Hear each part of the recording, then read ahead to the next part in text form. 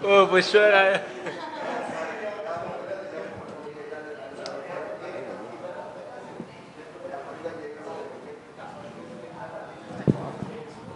We just saw you a couple days ago at the media day. You were happy, loving life, smiling. I don't think much has changed. Well done, sir. Thank you, thank you. Yeah, I'm still happy and smiling. It feels great. Thank you.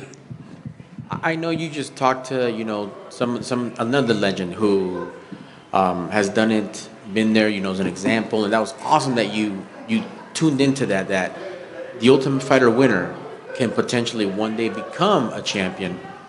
But on your path, can this have gone any better than a first round knockout, which was absolutely brutal, by the way? Yeah, it was the second round, but um, I I wasn't like I was visualizing that, but at the same time, when it happened, I was like, this can't be real.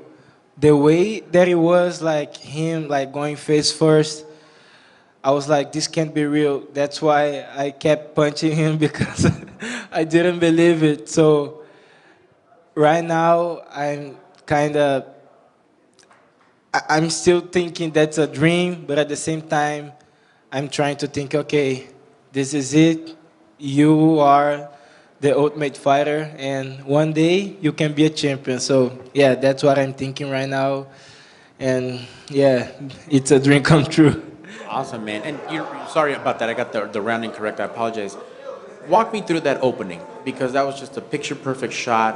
I honestly thought he was already out, but you did what you're supposed to. You did your job until the referee pulls you. But how did you see that punch? Were able to connect and then get those follow up strikes.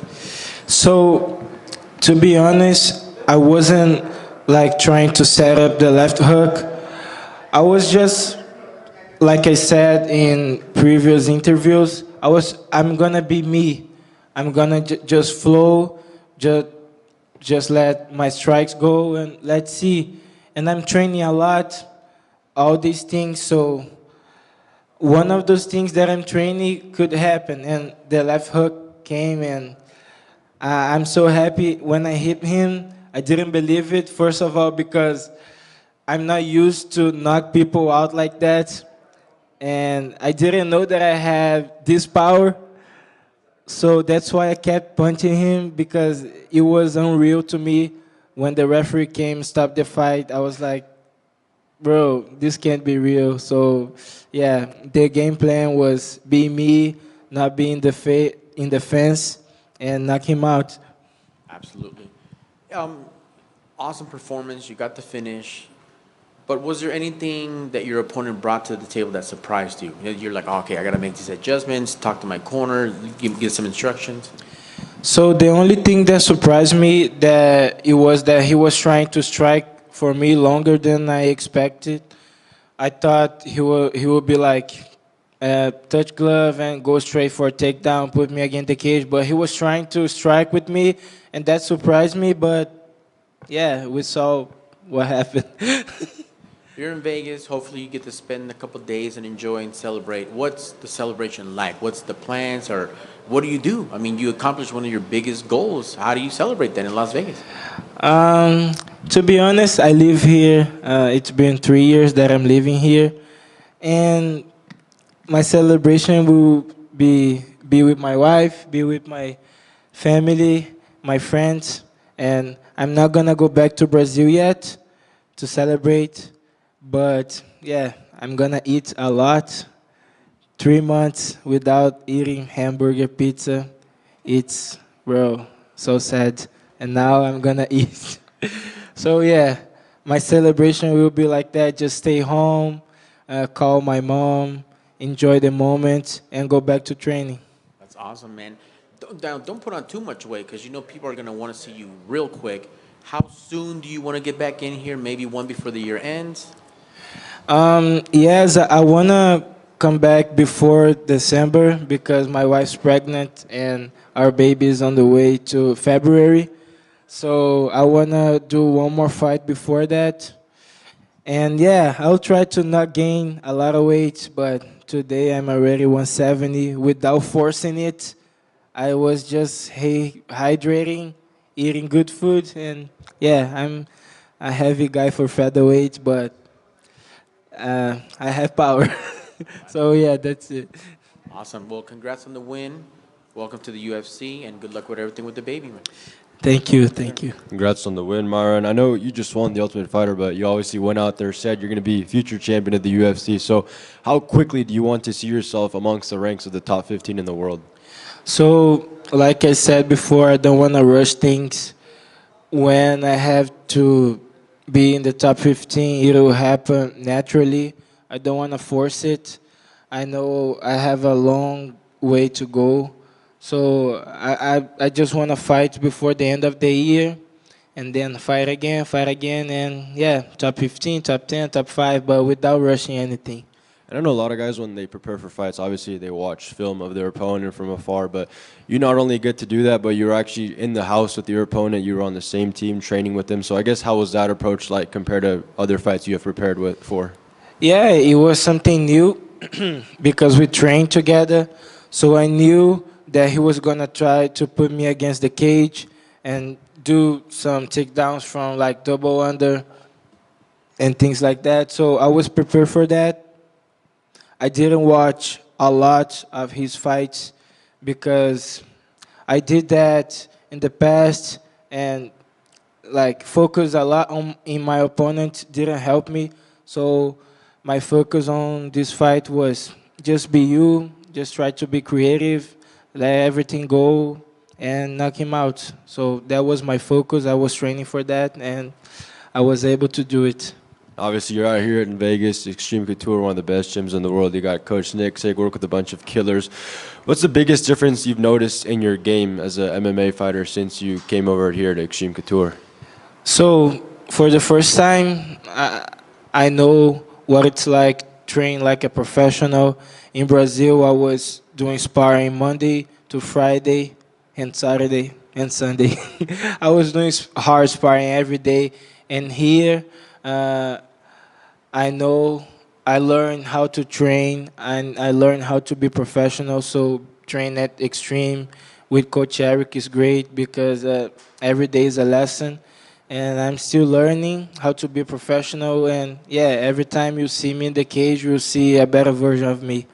And I know you mentioned there your weight, but obviously, given what happened on the show with your weight cuts, do you see a future maybe where you go up to 55 and change your career to that point, or do you kind of try to want to stay at 145 for as long as you can? And So my goal is to stay at 45.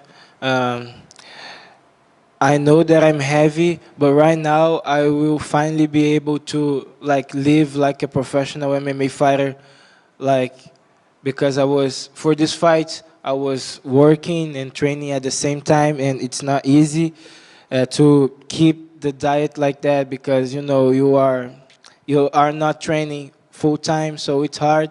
And now I will have support. I will be able to invest in my career more.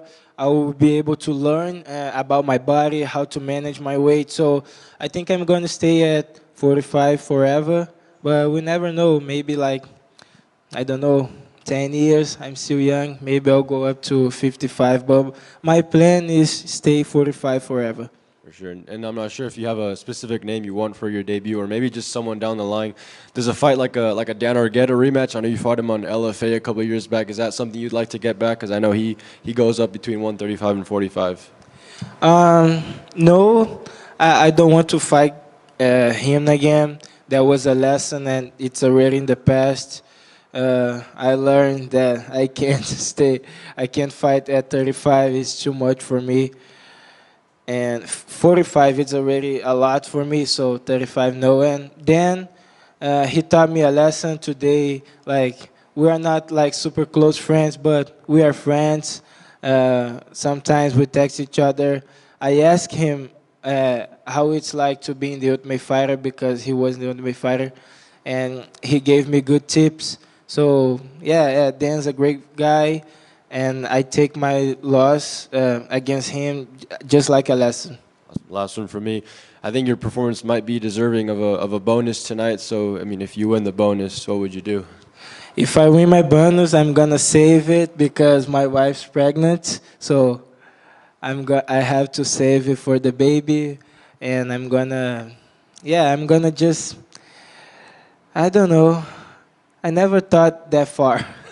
So yeah, but my plan right now is to focus on my baby and my career, and yeah, let's see.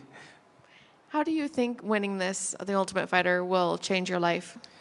I think like my life starts now. I think that's the moment. Like everything that I live right now has a point, and now it's a different story. So yeah, my life starts now, and finally I will be able to train like I want. I will be able to live like an athlete should live. So yeah, my life starts now. Yeah, yeah, that's it.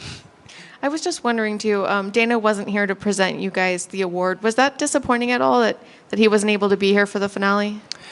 Um, no, to be honest, I didn't think about that.